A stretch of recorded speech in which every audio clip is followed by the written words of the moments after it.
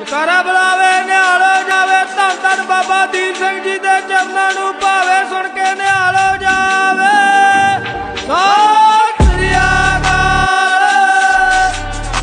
ਓਂਕਾਰ ਵਾਹਿਗੁਰੂ ਜੀ ਕੀ ਫਤਿਹ। ਪਾਤਸ਼ਾਹੀ ਦਸਵੀਂ ਕਬਿਓ ਵਾਜ ਬੇਨਤੀ ਚੌਪਈ।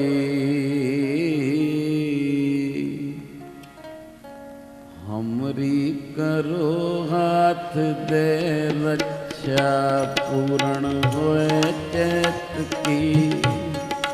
तब चरणन मन रहे हमारा अपना। हमरे दुष्ट सब तुम खाओ आप हाथ दे। सुखी बसे मोरो परवारा